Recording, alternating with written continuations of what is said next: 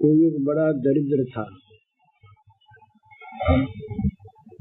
और बड़ा दुखी रहता था। उसको अर्थ की आवश्यकता थी।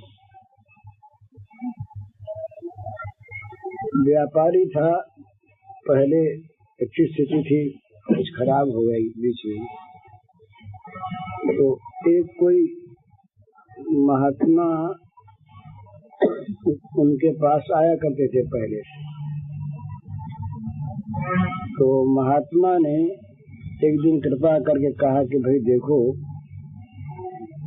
हमारे पास एक चीज है पारस, ये तुम ले लो और आज से साल भर तक तुम इसको अपने पास रख सकते हो।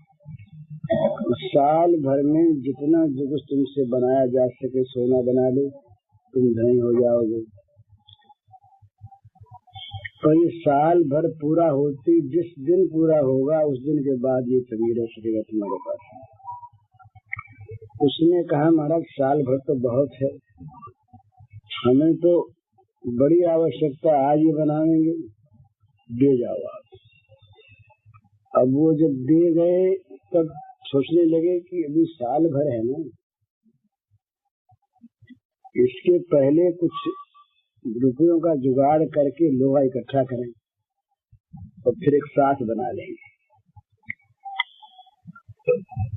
व्यापारी आदमी रहे,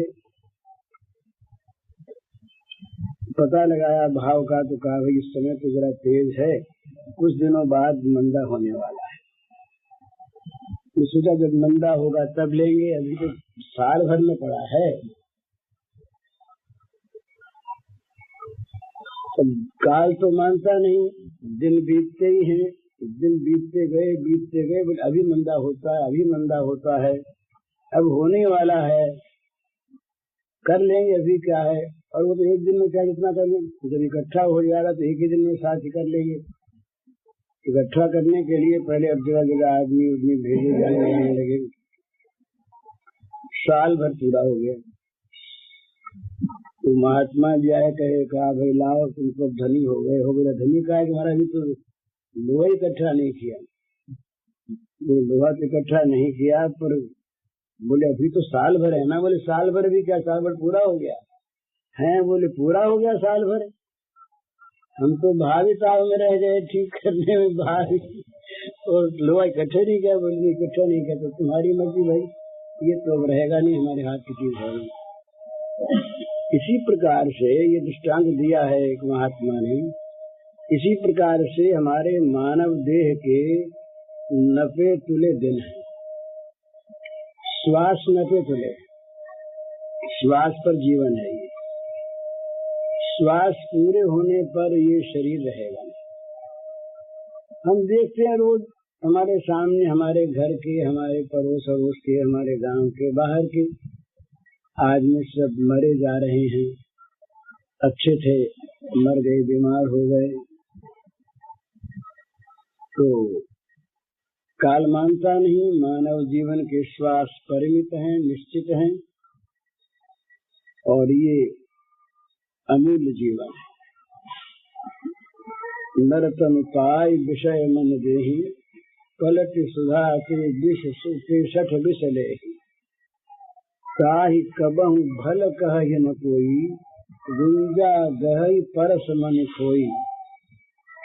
पारस मणि को खोकर बदले में कोई चमकती हुई चिरनी गुंजा ले ले तो वो बुद्धिमान नहीं है।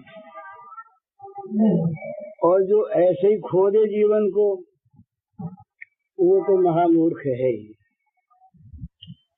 तो मानव जीवन बहुमूल्य, मानव जीवन ये चाहे हम आज माने न माने, स्वीकार करें न करें, पर ये वास्तव में विषय भोग के लिए है ही नहीं।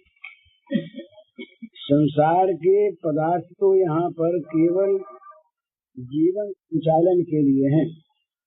इसीलिए अपने हिंदू सभ्यता में जीवन के 3 हिस्से त्याग में लगाए, ब्रह्मचर्य, वानप्रस्थ और संन्यास।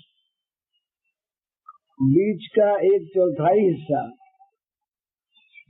इसलिए कि उसमें वो जीवन यापन की अपनी सामग्री इकट्ठी कर ले, औरों को भी जीवन यापन में जो 3 आश्रम दूसरे हैं उनकी भी सहायता करे। इसलिए गृहस्थ भोग के लिए गृहस्थ हैं। तो मनुष्य का जीवन तो प्रधान ही नहीं, एकमात्र भगवत प्राप्ति के लिए है। दूसरे जितने भी साधन हैं वे सब गौण हैं और ये नपे तुल्य श्वास हैं। इन श्वासों को चाहे हम भोगों में खो दें, चाहे हम कामनाओं में पड़कर दुखी होते हुए खो दें, चाहे लड़ाई करते हुए खो दें, चाहे सेवा करते हुए बिता दें, ये श्वास तो जाएंगे। श्वास जाने के बाद फिर हम कितनी अच्छी पुरुष हों, कितनी बुरे आदमी हों, श्वास पूरे होते ही हम मर जाएंगे और फिर यहाँ का ये न संबंध रहेगा न ये अवसर हाथ में रहेगा। तो इसलिए ये अवसर जब तक बीत नहीं जाता, तब जब तक ये हाथ में है, तब तक सबसे पहला काम करने का ये है कि हम भगवान में लग जाएं। और काम अगर न भी हुए तो हर्ज नहीं है, क्योंकि दूसरी योनियों में इंद्रियों के भोग तो भोगे जाते हैं, यहाँ न भी प्राप्त हुए तो कुछ नहीं। यहाँ अगर मान सम्मान न मिला, कीर्ति यश नहीं हुआ, तो कीर्ति यश और मान सम्मान ये नाम का होता है।